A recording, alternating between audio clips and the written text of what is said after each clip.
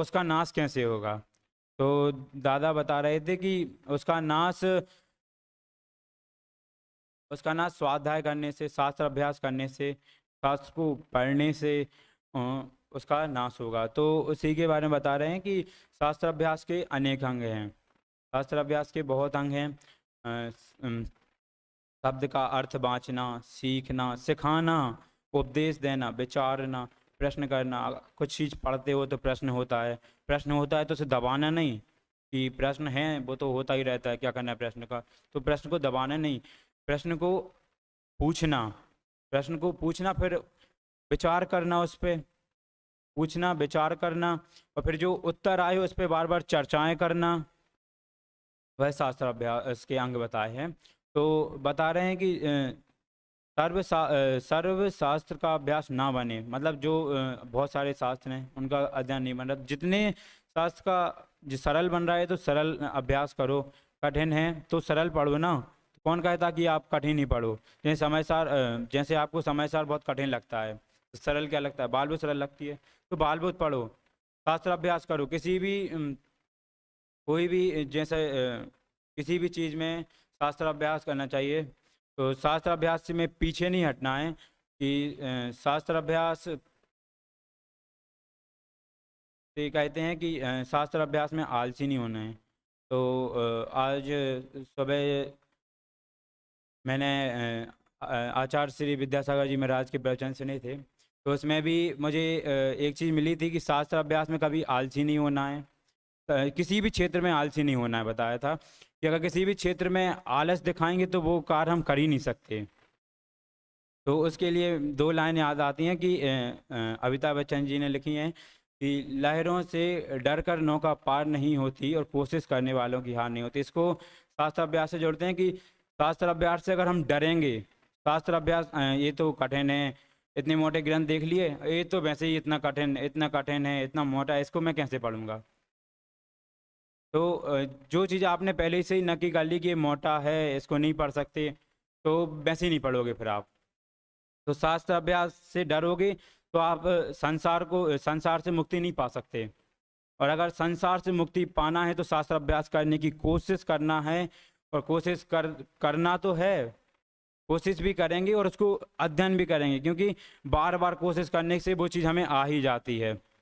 जैसे हम कोई चीज़ पढ़ते हैं, बार बार पढ़ते हैं, जैसे हम क्या बोलते, पूजन एक कोई पढ़ते हैं, बार बार उसको पढ़ते हैं, तो वो चीज़ हमें अपने अंदर आ ही जाती है, फिर बिना देखे भी हम उसको पढ़ सकते हैं। तो ऐसे टोडरमल जी कह रहे थे कि कभी उसी क्षेत्र में मतलब शास्त्र अभ्यास के क्षेत्र में हमें कभी आलसी नहीं होना है। ठीक है, अगर आलस दिखाएंगे तो हम शास्त्र अभ्यास नहीं कर सकते। शास्त्र अभ्यास नहीं करेंगे और नहीं कर सकते तो हम फिर मुक्ति को प्राप्त नहीं कर सकते। तो फिर बताया कि अगर शास्त्र अभ्यास करते करते हम आत्मानुभव को प्राप्त कर सकते हैं, और बताया कि उसके फलस्वरूप मोक्ष रूपी फल को प्राप्त कर सकते हैं। तो कार्य क्या किया था अपन ने, शास्त्र अभ्यास किया था, उससे क्या हुआ, उससे आत्मानुभव दशा प्रकट तो हुई और साथ में मोक्ष भी प्राप्त हो गया। जब अपन अपनी आत्मा में लीन हो जाएंगे तो मोक्ष ही होगा, और कुछ तो होगा नहीं।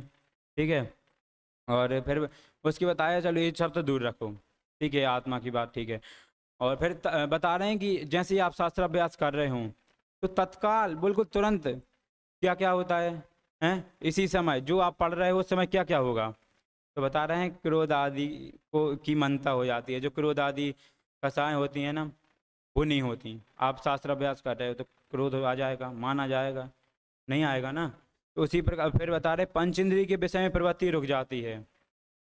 जिस समय आप स्वाध्याय कर रहे हैं उस समय तो फिर आपको कभी स्पर्श रस गंध वर्ण इन सब का तो होगा नहीं, खाने का भाव तो आएगा नहीं। ठीक है, और फिर बता रहे हैं अति चंचल मन भी एकाग्र हो जाता है। चंचल नहीं बोला, अति चंचल मन। जैसे बच्चा होता है, आपने उसको एक टॉफ़ी दी, उसने पकड़ ली, ठीक है, फिर आप दूसरी दिखाओगे तो वो पहली वाले छोड़ देगा, चाहे दूसरी के लिए भागेगा। इतना चंचल मन होता है उस बच्चे का। उससे भी चंचल मन बोल सकते हैं यहाँ पे, उससे भी चंचल मन जिसका हो शास्त्र अभ्यास करने से उसका भी जो मन है वह एक जगह लग जाता है, शास्त्र अभ्यास में लग जाता है। ठीक है, फिर हिंसा आदि 5 पाप नहीं होते। ठीक है। कैसे? हिंसा आदि 5 पाप तो वैसे ही नहीं होंगे। स्वाध्याय कर रहे हो आप, हिंसा कर लोगे, जीव आ रहा है उसको मार दोगे, पढ़ भी वही रहे हैं फिर मारें भी, तो उसमें तो पाप ही लगेगा, पुण्य तो लगेगा नहीं। ठीक है। और बताया है कि स्तोक ज्ञान होने पर भी त्रिलोक के 3 काल के चराचर पदार्थों का ज्ञान होता है। मतलब अपनी बुद्धि कितनी है, अब बहुत अल्प ज्ञान ही है अपन को, कोई ज़्यादा ज्ञान तो है नहीं। ठीक है। अभी अक्षय से पूछो तुम्हारे पीछे कौन बैठा है, वो ही नहीं पता, उसके लिए भी देखना पड़ेगा। ठीक है। अब अक्षय से पूछो तुम्हारे बाजू में जो बैठा है उसके पास कौन सी बुक है, वो भी देखनी पड़ेगी। ठीक है। तो इतना अल्प ज्ञान है कि हम अपने आजू बाजू का नहीं जान सकते हो, फिर भी हमें क्या 3 लोग संबंधी चराचर पदार्थों का ज्ञान हो जाता है कि अगले भाव में कौन मोक्ष जाने वाला है। ठीक है। 2.5 द्वीप में कितने भगवान विराजमान हैं। ठीक है। आदि बातों का हमें विशेष ज्ञान हो जाता है, और आत्मज्ञान सन्मुख होता है, और ज्ञान आत्म सन्मुख होता है। जो अपना आत्मा का जो ज्ञान होता है वह सन्मुख होता है, मतलब उसी जगह लगता है जहाँ पे हमें लगाना है, कहीं दूसरे क्षेत्र में नहीं लगता। हम लगाना स्वाध्याय शास्त्र अभ्यास के क्षेत्र में रहे और लग कहाँ रहा है, क्रिकेट में, ऐसा नहीं होता। शास्त्र अभ्यास में अगर अपन मन लगा रहे हैं तो शास्त्र अभ्यास में ही लगता है। इतना आत्मसन्मुख हो जाता है अपना जो ज्ञान होता है।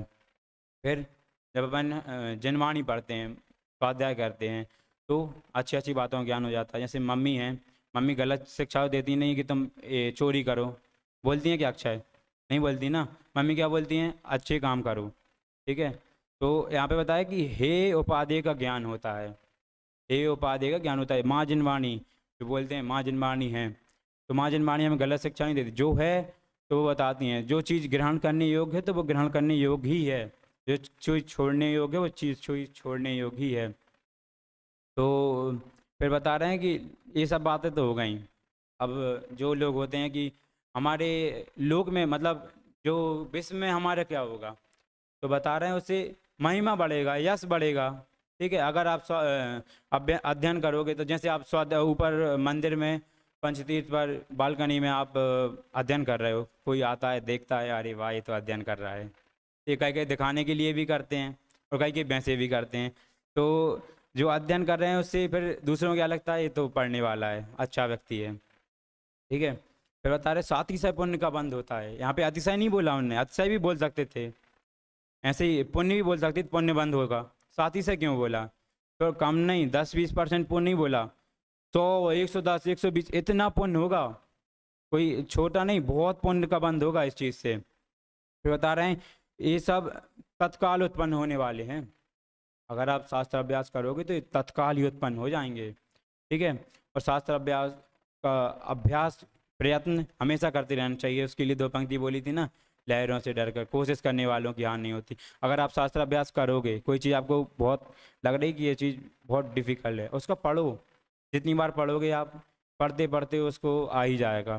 ठीक है। फिर बता रहे हैं कि जो शास्त्र अभ्यास करने की समय की जो प्राप्ति है वह भी महादुर्लभ है, किसी ऐसे ऐरे गहरे को नहीं मिल जाती शास्त्र अभ्यास की पढ़ने को समय। ठीक है। हमारे लिए भरत क्षेत्र मिला, भरत क्षेत्र में भारत देश मिला। ठीक है। भारत देश में भी जयपुर नगर में है, जयपुर नगर में भी पंडित टूडरमल स्मारक में है। पंडित टूडरमल स्मारक में तो हैं और वहाँ पे शास्त्र अध्ययन करने को मिल रहा है, बहुत गहरी बात हो गई है। ऐसे ही नहीं मिल जाता किसी को शास्त्र अभ्यास करना। कई लोग होते हैं बिजनेस आदि में लगे रहते हैं, उनको शास्त्र अभ्यास कर पाते हैं क्या? नाम से जैन है बस, काम से जैन नहीं है। हमें नाम से जैन तो हैं ही, पर काम से भी जैन बनना है। ठीक है। तो यहाँ पे बताया है कि एकेंद्रीय जीव होते हैं, असंगी पर्याय होती है, तो जीव उनके मन नहीं होता, तो वो शास्त्र अभ्यास कर सकते हैं क्या? कर सकते हैं, अगर पूर्व में स्मृति वगैरह हो तो हो भी सकता है, पर नहीं कर सकते वैसे। और बता रहे हैं कि नार की वेदना से पीड़ित हैं, नार की वेदना से पीड़ित हैं तो कर लेंगे क्या? नहीं कर पाएंगे। और त्रेंच विवेक रहित हैं, उनमें विवेक ही नहीं तो वो शास्त्र अभ्यास नहीं कर पाएंगे। और देव विषयों में लीन हैं। ठीक है। और मनुष्यों में भी ऐसे बहुत है कि हमें अपन को सामग्री तो मिली है, बहुत सामग्री मिली है। ठीक है। फिर भी अपन शास्त्र अभ्यास के लिए समय निकालते हैं, और हमें शास्त्र अभ्यास करना ही चाहिए। उसके लिए समय नहीं देखना चाहिए कि इतना समय, इतने से इतने शास्त्र अभ्यास करेंगे। शास्त्र अभ्यास के लिए कोई समय नहीं होता, किसी भी समय, किसी भी क्षेत्र, उसमें लिखा है ना, किसी भी प्रकार से कर सकते हो, बाँचना, सीखना, पूछना, उपदेश देना, विचारना, सुनना, सुनाना, अध्ययन करना, और चर्चाएं करना, प्रश्न पूछना, उसका समाधान लेना, वो सारा शास्त्र अभ्यास में ही आता है। तो आप किसी भी सो भी रहे हो तो उसमें भी शास्त्र अभ्यास कर सकते हो, अगर खेल रहे हो ना तो उसमें भी शास्त्र अभ्यास कर सकते हो। किसी भी कहीं भी हो, आपको लग रहा है कि यहाँ पर शास्त्र अभ्यास नहीं कर सकते तो गलत है, शास्त्र अभ्यास किसी भी जगह कर सकते हैं हम। ठीक है। तो फिर बताया कि जो मनुष्य पर्याय है वह बहुत दुर्लभता से मिली है, द्रव्य क्षेत्र काल भाव से महादुर्लभ से मिली है। तो बता रहे हैं कि क्षेत्र से मनुष्य बहुत अल्प हैं। ठीक है, क्षेत्र से बहुत अल्प हैं, बहुत थोड़े से ही हैं, तुच्छ संख्यात मात्र ही हैं, बता रहे हैं। फिर और निगोदिया, देखो निगोदिया जीव अनंत हैं। ठीक है, और दूसरे जीव असंख्यात हैं, इतने हैं। ठीक है, और अपन तो बहुत अल्प हैं, फिर भी अपन अल्प में से भी बहुत अल्प हैं जिनको शास्त्र अभ्यास करने को समय मिल रहा है, समय मिल रहा है और शास्त्र अभ्यास कर भी रहे हैं। कईयों को तो समय मिलता है वो ऐसे ही गवा देते हैं, हमें तो समय मिल रहा है और हम शास्त्र अभ्यास कर भी रहे हैं। ठीक है, और द्रव्य की अपेक्षा से बताई कि मनुष्य जो लोक में बहुत अल्प हैं, बहुत थोड़े से हैं। स्तोक, स्तोक शब्द का प्रयोग किया कि स्तोक हैं। ठीक है, तो बहुत कम हैं, फिर भी अपन को तो मिल ही रहा है शास्त्र सुनने, तो हमें शास्त्र सुनना भी चाहिए। सुन भी रहे हैं तो हमें उसका ग्रहण भी करना चाहिए, समाधान भी करना चाहिए। कोई पूछ रहा है तो उसको बताना भी चाहिए। यहाँ तो प्रथा ही यही है कि अगर कोई छोटा है वो बड़े से पूछ रहा है तो बताते ही हैं, नहीं आए तो ये नहीं बोलते कि नहीं पता, ये बोलते हैं कि जितना मेरे को पता है उतना तो मैंने बता दिया, अब आप आगे भाई साहब लोग से पूछ लो। ठीक है, फिर बताया है कि इस काल में आयु बुद्धि बहुत अल्प है। आयु तो बहुत अल्प है, ये 120 लगभग मिनिमम, वो भी बहुत मुश्किल से जा सकते हैं लोग, 80-90 इतने ही है बस। ठीक है, तो इसलिए प्रयोजन मात्र अभ्यास करना। ठीक है, जो बोलते हैं कि व्याकरण आदि, संस्कृत का ग्रंथ है, इसमें तो व्याकरण ही व्याकरण पढ़नी पड़ेगी, और व्याकरण पढ़ने में ही अपना पूरा समय गवा देते हैं। तो ये जो मनुष्य पर्याय मिली है उसमें भी जैन धर्म मिला है, तो वो व्याकरण सीखने मिला है। वो तो तुम किसी और समाज में होते तो भी आपको वो मिल सकती थी ना, पर नहीं, आपको जैन धर्म मिला है तो व्याकरण तो पढ़ ही रहे हो। व्याकरण जब पढ़ रहे हो तो किस माध्यम से पढ़ो, कि इसको धार्मिक क्षेत्र में हमें लाना है, कि हमें जो संस्कृत के ग्रंथ हैं उनको पढ़ना है, इसीलिए हम व्याकरण आदि पढ़ते हैं, सीखते हैं। तो कुछ जीव व्याकरण आदि के बिना भी तत्वोपदेश भाषा शास्त्रों के द्वारा व उपदेश सीखने के लिए। ठीक है, तो इसमें बताया कि जो बहुत सारे लोग होते हैं बिना व्याकरण के, जो हिंदी ग्रंथ होते हैं उनको ही तो पढ़ते हैं, उनसे भी तो मर्म की बातें होती हैं, उनसे भी तो मोक्ष तक जाने की बात होती हैं। जैसे बालबोध है। ठीक है, छोटा सा सबसे छोटी जो माना जाता है ना, जिस जहाँ से शुरुआत की जाती है वो बालबोध है। वहाँ से आप शुरुआत करोगे, शुरुआत कर रहे हो, धीरे धीरे शुरुआत करोगे तो आप समय सार पे ही पहुँच जाओगे ना। जब बेसिक बेसिक ज्ञान होता जाएगा तो बड़ा ज्ञान तो वैसे ही हो जाएगा ना। फिर बता रहे हैं कि व्याकरण का अभ्यास करने से पुण्य नहीं होता। व्याकरण पढ़ोगे तो पुण्य होगा क्या? हाँ, व्याकरण तो कितने लोग पढ़ रहे हैं उनको पुण्य बंद हो रहा है, व्याकरण से पुण्य थोड़ा ना होगा। तो बता रहे हैं कि धर्मार्थी होकर उसका अभ्यास करें तो किंचित पुण्य, धर्म की अपेक्षा से करें। हमें धर्म पढ़ना है, हमें संस्कृत के जो ग्रंथ हैं उनको हिंदी में पढ़ना है, तो उसको व्याकरण आदि से पढ़ सकते हैं। तो उस माध्यम से अगर हम पढ़ेंगे ना तो हमें किंचित पुण्य का उदय होगा, किंचित पुण्य होगा। ठीक है, तो तत्वोपदेश शास्त्रों के अभ्यास से साथ ही सह पुण्य का बंध होता है। यहाँ पे बताया था ना कि जो तत्वोपदेश, जो शास्त्र होते हैं वह तत्वोपदेश ही देते हैं, कोई गलत उपदेश तो देते नहीं हैं। तो जो सही ज्ञान कराने वाले हैं, वैसे सही सब लोग सभी ग्रंथ सही ज्ञान कराते हैं, पर यहाँ पे बोल रहे हैं कि जो सही ग्रंथ कराने वाले हैं उनसे ज्ञान करो तो साथ ही सह पुण्य का बंध होगा, साथ ही सह पुण्य का बंध होगा। साथ ही सह पुण्य तो बता ही दिया था कि बहुत विशेष है, थोड़ा बहुत पुण्य नहीं, बहुत पुण्य। ठीक है, तो तत्वोपदेश शास्त्र का अभ्यास करना इस प्रकार शब्द शास्त्र के पक्षपाती का सन्मुख है। तो इसके लिए आता है कि देखो जैसे एक समुद्र है, उसके किनारे आदमी बैठा है। ठीक है, और वो ऐसे ऐसे खोद रहा है, ठीक है, दोनों हाथ से आजू बाजू खोद रहा है। तो बाजू में उसको कुछ दिखा, ठीक है, तो उसने उठाया और ऊपर की तरफ उछाला, वो नीचे गिरा पानी में। तो एक वो ऐसे नहीं होता, वो क्या बोलते, बौछार, वो आती है ऐसे, ठीक है, तो उसको वो देखने में अच्छा लगा। उसने दूसरा उठाया और ऊपर फेंका। जैसे ही लास्ट बचा, वो फेंकने ही वाला था, उसने फेंका, और एक आदमी ने उसे देखा कि क्या फेंक रहा है, तो उसने कहा ये तो ज्वेलरी है, ये तो सोना है, ठीक है, ऐसे क्यों फेंक रहे हो, अभी तो मैं इसके तुम्हें पैसे दे देता, 1000 2000 नहीं, 1 लाख तो पैसे दे ही देता इस चीज़ के, जो तुम ऐसे फेंक रहे हो, ठीक है। तो उसको फिर वो रोने लगा। तो इससे क्या, हमें जो मनुष्य पर्याय मिली है, वह हमें भी फेंकना है क्या?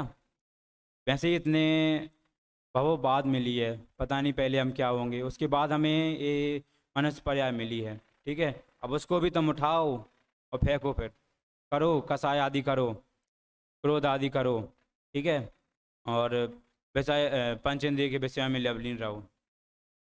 तो उससे क्या होगा, कोई पुण्यबंध तो होगा नहीं, ठीक है। जब तक हमें मोक्ष नहीं हो रहा, जब तक क्या करना है, पुण्यबंध ही करना है, पापों में तो लगना नहीं है, ठीक है। तो फिर बताया है कि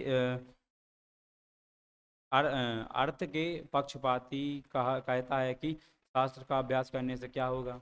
जो पैसे वाले होते हैं ना, वो कहते हैं शास्त्र अभ्यास से करने से क्या होगा। इसमें क्या है, शास्त्र में क्या है, कुछ नहीं है। जो प्रभावना आदि होती हैं वो तो धन से भी होती हैं ना, ठीक है। और बोलते हैं कि धनवान के निकट अनेक पंडित घूमते हैं, तो दादा क्या बोलते हैं, दादा ये बोलते हैं क्या, तुम धनवानों के पीछे जाओ, नहीं, तुम्हें विद्वान बनना है, तुम जहाँ चलो ना वहाँ पे धनवान होने चाहिए, ऐसी बात नहीं कि नहीं भी हों, वो तो अपने आप होंगे।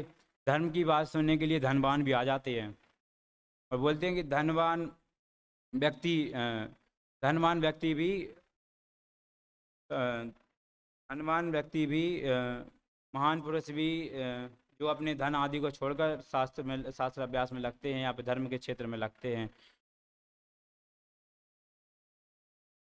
तो फिर बताया है कि फिर वो टोडरमल जी कहते हैं कि रे पापी, धन कुछ अपना तो होता नहीं है, धन क्या हमने उत्पन्न किया है, धन तो भाग्य से मिला है ना। अगर धन ऐसे ही मिलता होता तो तुम्हारे बाजू में, तुमने भी किराने की दुकान खोली है, बाजू वाले ने भी किराने की दुकान खोली है, दोनों को बराबर प्रॉफिट होना चाहिए ना। अगर ऐसे ही हुए तो उसको कम हो रहा है, तुम्हें ज़्यादा हो रहा है, तो क्यों हो रहा है, क्योंकि तुम्हारा भाग्य है, इसलिए तुम्हें ज़्यादा पुण्य का बंध हो रहा है, ठीक है। उसको कम हो रहा है क्योंकि उसके पुण्य का उदय नहीं है, जब उसके पुण्य का उदय होगा तो उसको उसके लिए मिलेगा, आप देखते रहोगे, ठीक है।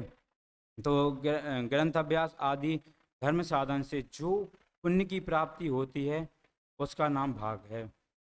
और बता रहे हैं जो अपन शास्त्र अभ्यास करते हैं, धर्म धर्म में इतने लगे रहते हैं, उससे जो पुण्य बनता है, उससे जो पुण्य उत्पन्न होता है, ठीक है, तो उसे भाग्य कहते हैं। भाग्य और कोई दूसरी चीज़, दूसरे का नाम तो भाग्य है नहीं, मोबाइल का नाम तो भाग्य है नहीं, भाग्य इसका नाम है।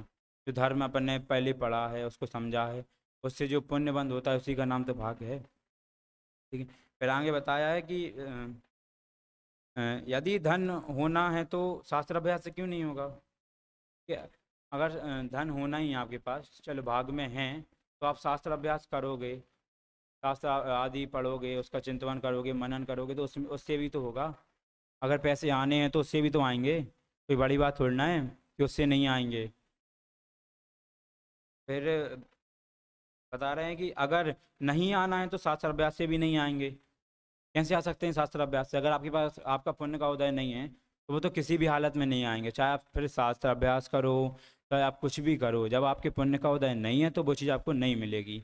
ये बात तो ट्रक वालों को ही पता होती है, वो भी ट्रक के पीछे लिखे रहते हैं, समय से पहले ना किसी को कुछ मिला है और ना कभी किसी को मिलता है, ठीक है।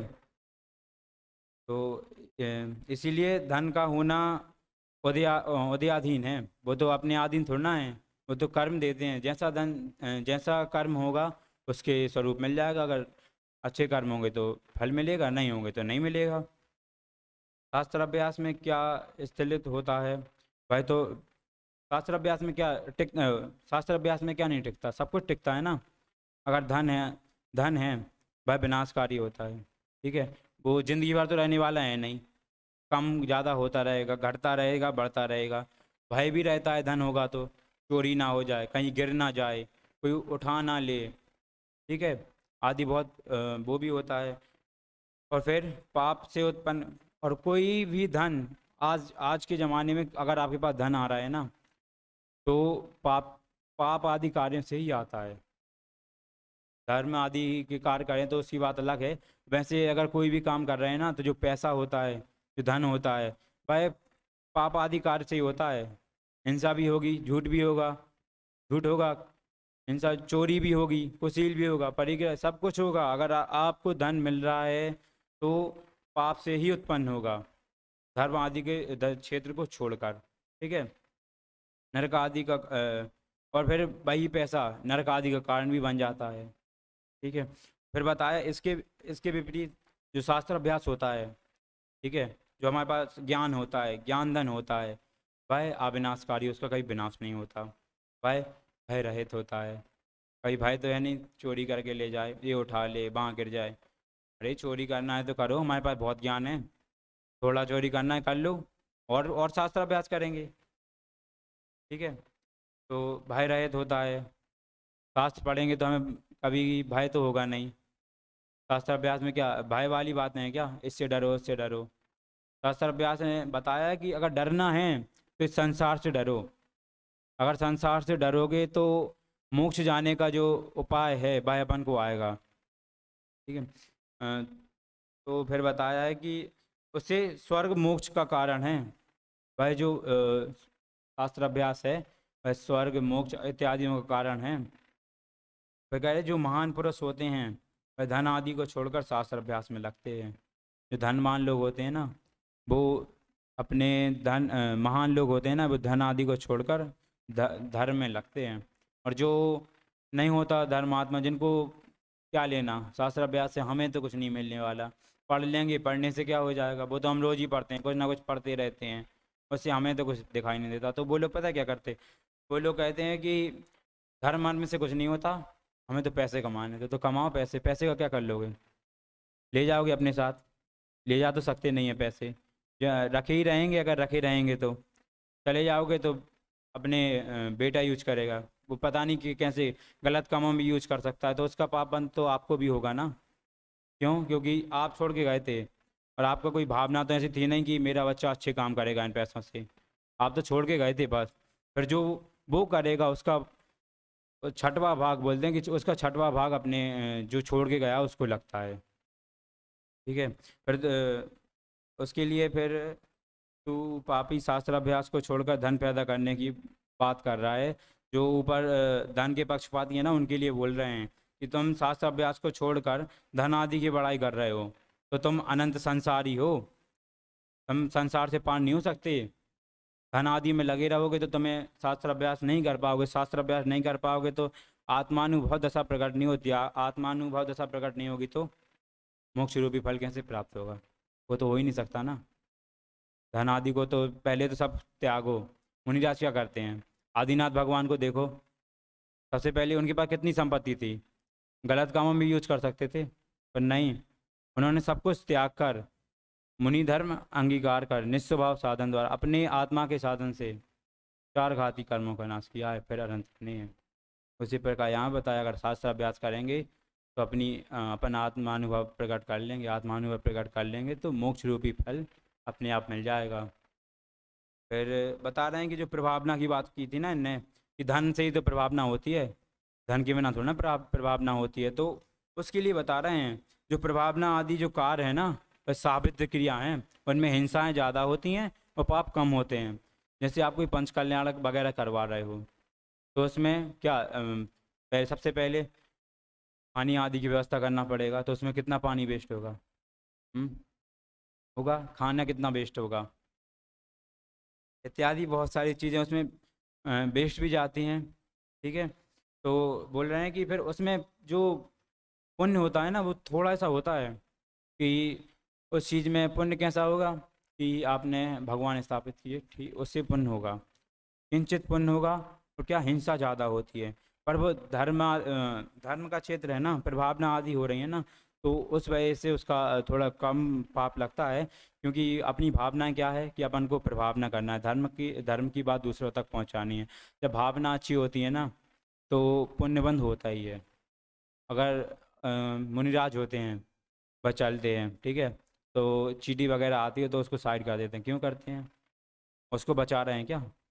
उसको तो वो तो बच ही रही है, पर वो अपने लिए करते हैं। अगर हमने इसकी हिंसा की तो उसका पाप किसे लगेगा? हमें लगेगा ना, उस चींटी को तो लगेगा नहीं। हाँ। तो यहाँ पे बता रहे हैं कि साबित किया है, उसे छोड़ना भी नहीं चाहिए।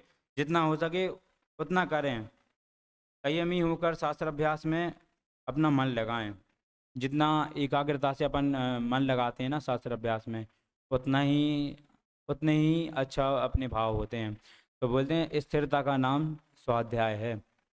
अगर आप अपना मन एक जगह पे लगाते हैं, शास्त्र अभ्यास में लगाते हैं, शास्त्र अभ्यास में आप अपना मन लगा रहे हैं, तो आपकी जो दशा है वह आत्मानुभव दशा, और मोक्ष रूपी फल प्राप्त होगा आपको। तो पहले क्या बताया था? पहले बता दिया था कि शास्त्र अभ्यास किन किन तरीकों से होता है। फिर बताया कि उससे फल क्या मिलता है। फल भी मिलता है, क्रोध आदि मनता हो जाती है, अति चंचल मन भी एकाग्र हो रहा है, ठीक है, और जितना जितना पढ़ते हैं उतना उतना आनंद आता है। तो जैसे हम किसी ग्रंथ को लेके बैठते हैं या फिर कहानी को लेके बैठते हैं, छोटी सी कहानी को लेके बैठते हैं, बहुत मतलब उसमें 10-15 पेज होते हैं, तो अपन ने 5-10 पेज पढ़े तो अच्छा लगा, और पढ़ते जाते हैं और अच्छा आनंद आता है, और पढ़ेंगे और आनंद आएगा। जितना पढ़ते हैं उतना आनंद आता है। तो शास्त्र अभ्यास में भी यही चीज़ होती है कि जितना ज़्यादा ज्ञान होगा उतना ज़्यादा आनंद उत्पन्न होता है। फिर बता रहे थे कि शास्त्र अभ्यास करने से पुण्य का बंध होता है, साथ ही साथ पुण्य का बंध होता है। शास्त्र अभ्यास करने का जो समय होता है वह किन्हीं विशेष लोगों के लिए मिलता है, महाभाग्य से मिलता है, और सभी को मिलता नहीं है। त्रिंच आदि, नरक आदि, इन लोगों को तो नहीं मिलता ना। देव आदि, देव चौथे गुण स्थान तक जा सकते हैं, ठीक है। और जो मनुष्य होते हैं भाई, मोक्ष तक। देव भी बोलते हैं कि हमें मनुष्य बनना है। क्यों? क्योंकि तुम हमारा सारा मनुष्य से बोलते हैं कि तुम हमारा सारी संपत्ति रख लो, जो चाहिए वो रख लो, ठीक है, और हमें क्या दे दो? मनुष्य भाव दे दो। क्यों? क्योंकि उससे ही पार होते हैं, और कोई तो है नहीं। ट्रेन से भी होते हैं, पर उससे भी पहले मनुष्य बनना पड़ता है, फिर जाके होता है। तो अगर अपन को अपना कल्याण करना है तो यही भाव है। इस भाव में जितना जितना अध्ययन कर सकते हैं उतना अध्ययन करो, शास्त्र अभ्यास करो। जितना ज़्यादा शास्त्र अभ्यास होगा उतना ज़्यादा पुण्य बंद होगा, और जितना ज़्यादा पुण्य बंद होगा तो उतना ज़्यादा हमें फल मिलता है, मोक्ष रूपी फल। अगर आप कर्म करोगे तो फल तो मिलेगा ही ना। कर्म करो, फल की चिंता नहीं करो। तो आप कर्म करो, क्या करो? शास्त्र अभ्यास करो, और फल क्या मिलेगा? मोक्ष, ठीक है, सिद्ध दशा। तो हमें भी धर्म आदि शास्त्र अभ्यास करना चाहिए, धर्म आदि क्षेत्र में लगना चाहिए। इसी मंगल भावना से ज्ञान देता हूँ।